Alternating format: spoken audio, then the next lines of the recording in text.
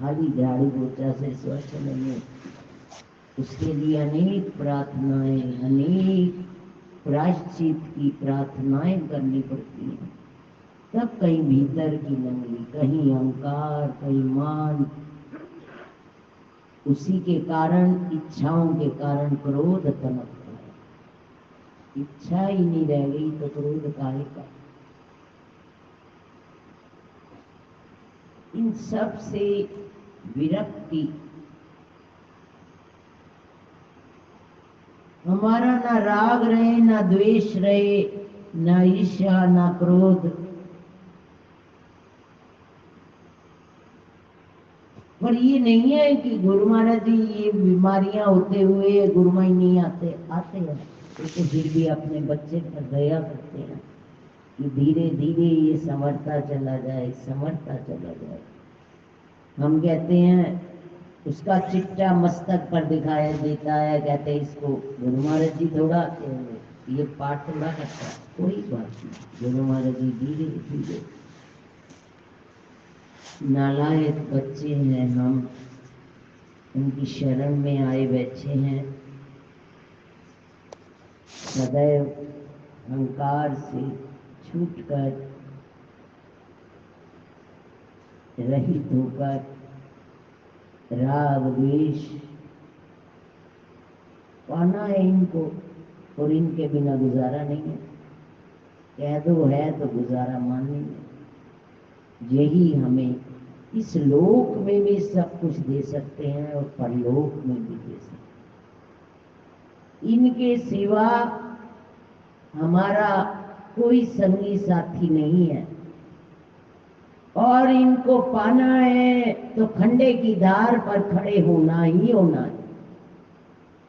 हमें इन बुराइयों को, गुरु महाराज जी से जो भी अंदर से आपको अपनी बुराई प्रतीत हो रही है, जैसे एक बार सफाई की नंगली की, और वहां पर मैं पोछा लगाऊं, कालक उतरती जाए, फिर लगाऊं, फिर कालक, फिर लगाऊं, ऐसे जैसे लुक की तरह जमीन पे चिपकी बैठी है। मैं कहूँ गुरु महाराज जी ये साफ नहीं होता। कहते हैं ये तेरी आसक्ति है, आसक्ति संसार की चीजों के प्रति। ये जब तक छूटेगी नहीं, आगे नहीं बढ़ पाएगी। इसके लिए निरंतर 1 मास की प्रार्थना मेरे आगे चले। आसक्ति हटा दो, नंगली बल करो, पाठ करो और उसका फल यही मांगो, संसार की आसक्ति हटा दो। निरंतर प्रार्थनाएं करने के पश्चात 1 मास के बाद वह स्वतः ही कालस हट गई। एक बार श्री गुरु महाराज जी का पलंग पड़ा है और उसके इर्द गिर्द इतनी गंदगी, इतना मल, जैसे कहीं हमने मल विसर्जित किया, कहीं कहीं कहीं कहीं। गुरु माई कहते बता मैं कहाँ हूँ, यहाँ कोई सफाई नहीं, मैं कैसे अंदर बैठा। ये संसार की बातें जिसको हम बहुत रुचि करिए, छूट जानी है। ये कलयुग हमें कभी आगे बढ़ने नहीं देगा। ये परिस्थितियां ही ऐसी क्रिएट कर देगा कि हम आगे बढ़ना भी चाहेंगे तो बढ़ नहीं पाएंगे। ये बहुत ही पैनीदार है। अपने अंदर सदैव महाराज जी का अध्ययन किया करो। गुरु महाराज जी बोलते हैं मेरे बनाए हुए संतों के बराबर भी बन जाओ तो भी तुम्हारा कल्याण। महाराज जी के मुख से कभी किसी की निंदा नहीं सुनी। महाराज जी सदैव मुख से गुरु महाराज जी का गुणगान किया करते थे। हम बहुत नजदीकी से उनके पास रहे हैं। ये नहीं सत्संग में तो कर दिया, कुछ बाहर से व्यक्ति आगे उनके सामने कर दिया, और जब खाली हुए तो निंदा चुगली शुरू हुई ना। हमने नहीं देखा उनके जीवन काल में ऐसा, पूरे जीवन काल में जितना भी उनका सानिध्य मिला, उन्होंने केवल, बड़े महाराज जी तो केवल मौन ही रहा करते थे। हम सोचते थे पता नहीं क्यों चुप रहते हैं। अब पता चलता है कि वो सदैव आंतरिक अध्ययन में रहा करते थे और उनको कभी भी ये संसार की हवा छू के नहीं गई। खड़े रहते थे हम घंटे उनके पास, पर वो न बोलते थे, न उनको इस विषय में कोई ऊंची नीची, बस यही सिखाते थे, भाई जी मिट्टी बन जा, मिट्टी बनेगी ना तो हमारे मस्तक पर चमकेगी, जरा भी कंकर रह गई ना तो चुभेगी। कभी भी उन्होंने सेवा की मूर्ति थे, सेवा ही सिखाई। सेवा करो तो निष्काम फल की चाहना रही। अध्ययन मन में कर कर अपने आप आपकी आत्मा बोलेगी, आपकी आत्मा उस आवाज को पहचानेगी। नहीं दबा रहे हो तो वह दब जाएगी। 3 बार आत्मा बोलती है, उससे ज्यादा कभी आत्मा बोलेगी। एक व्याध काटता है तो उसकी आत्मा दब जाती है।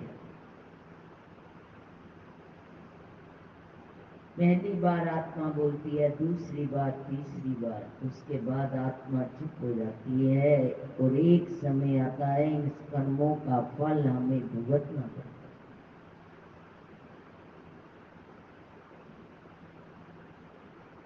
एक कर्म बुरा कर रहा है, हम भी बुरा कर रहे हैं, हमारे कर्म हमारे साथ, उसके कर्म उसके साथ।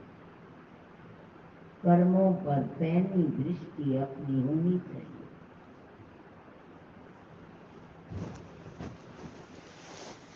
हम कितना भी अच्छा कर्म दिन में करते हैं, एक बार भी बुरा कर दिया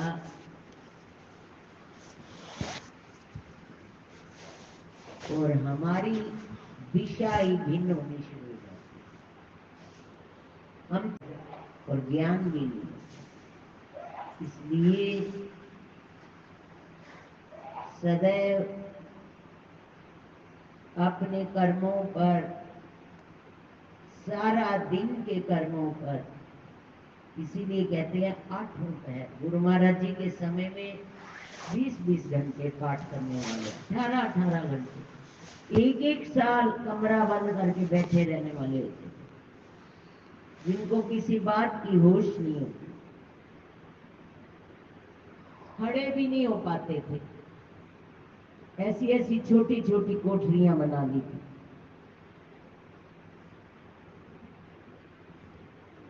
हम उन्हीं की संतान हैं। बड़े महाराज जी, छोटे महाराज जी कई बार चलिए निकाले।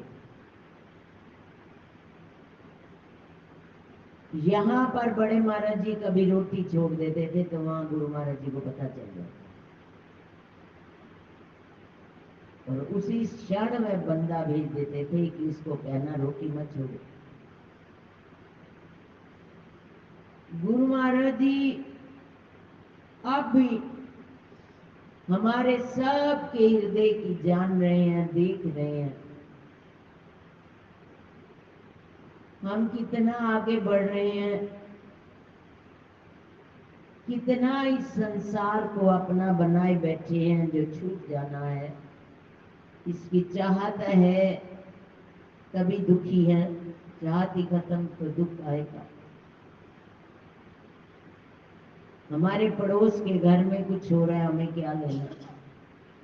ये सब हमारे पड़ोसी हैं, हमें किसी से कुछ लेना देना नहीं है।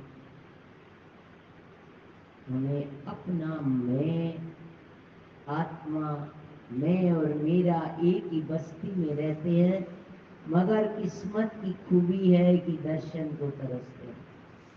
मैं आत्मा, मेरा शरीर एक ही बस्ती में रह रहे हैं और उस बस्ती तक पहुंचने का हमें अवकाश ही नहीं। उस बस्ती तक पहुंचना है हमें। वह लक्ष्य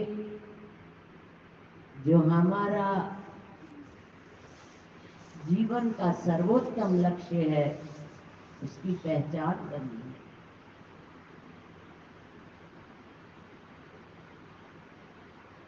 उसके लिए समय, मन, तन और धन तो बहुत निश्चित है, तभी तीसरा उसका नाम रखा। धन इसलिए वो मांग लेते हैं कि इसमें मोह ना पड़े हमारा, और ये देते चले जाएं उन्हीं की सेवा के लिए। उन्हीं के प्राणी मात्र की सेवा क्या है? प्रभु की सेवा। वहां कण कण में वो विराजमान। जब ऐसे भाव हमारे बन जाते हैं, वे कण कण में विराजमान है, तो कण कण में उसकी झांकी नजर आई। किसी सूझबूझ ने, जिसकी आंखें हैं उसने पहचान ली। कुत्ते श्वान में उसको उसका रूप नजर आया और भगवान प्रकट हो गए, परीक्षा हुई।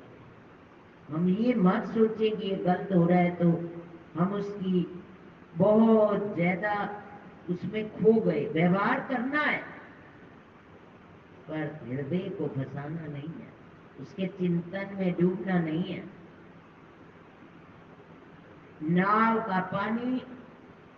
नाव पानी पर चल रही है, नाव में पानी मत आए, उसके विचार में मन कलुषित ना होए, उसके चिंतन में मन ना डूबे, सौंप दे गुरु महाराज जी पर। उसकी सृष्टि है, जैसी उसकी सृष्टि है उसको वैसा देखे। अपना हर व्यवहार हमारा प्रभु के चरणों के निमित्त होता चला जाए, बस प्रभु की प्राप्ति में खो जाए।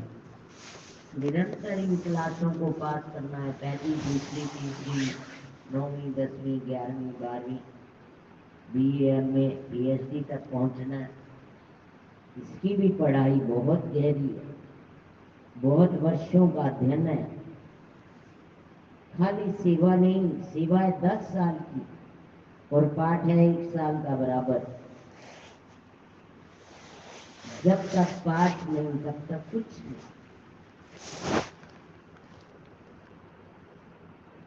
हमें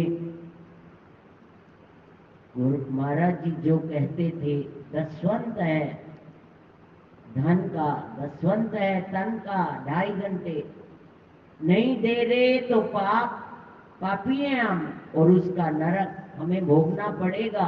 समय आएगा, यहाँ भी और आगे भी, यहाँ भी दुखी रहेंगे, क्योंकि इन परेशानियां कलयुग में घसीटेगा और हम इसी वो में खोए रहेंगे, और आगे क्या सुख मिलेगा?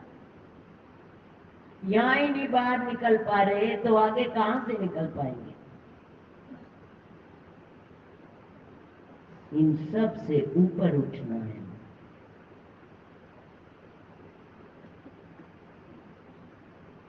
अपना अधिकांश समय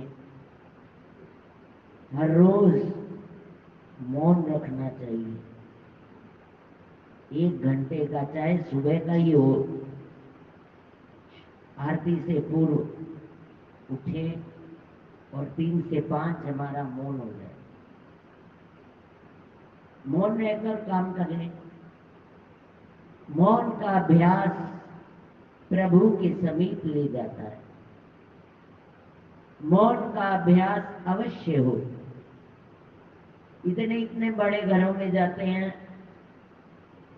वो पाए बैठे हैं, 1-1 घंटा पहुंच भी जाएं, कहते हैं, बाहर आते हैं, प्रणाम करते हैं तो कहते हैं हमारा मौन का समय है, लिख कर, और अंदर घुस जाते हैं, ना लिखते हैं ना बात करते हैं। गुरु महाराज जी भी अपने समय में कितना एकांत रहते थे। उनसे प्रश्न किए गए कि आप एकांत क्यों रहते हो? कहते आपके भी तो और आप झूठ बोल देते हो लोगों के सामने, आप यहाँ नहीं हो। कहते आपके भी सरदारों में ये किया जाता था, अंदर मारा बकरों को और कहा ये भक्ति के नियम होते हैं। महाराज जी हमेशा हमें कहा करते थे, दो दो भाई जी एक एक आश्रम में रखे गए हैं, एक पाठ पे बैठे और एक बाहर रहे, 4 4 दिन अपना समय 2 2 घंटे मौन में व्यतीत किए जाए। सब छूट जाना यही। ये दरबार हम सोचते थे महाराज जी के बिना कैसे चलेगा, कैसे चलेगा। ये सब सिलसिले चलते जाएंगे, हम ही नहीं होंगे यहाँ पर। सब कुछ चल रहा है, सब कुछ चलता रहेगा, ना हम करने वाले ना कोई और करने वाला। हम अपना समय जरूर निकालें। छोड़ जाना है, जिंदगी छोड़ते जाओ ना।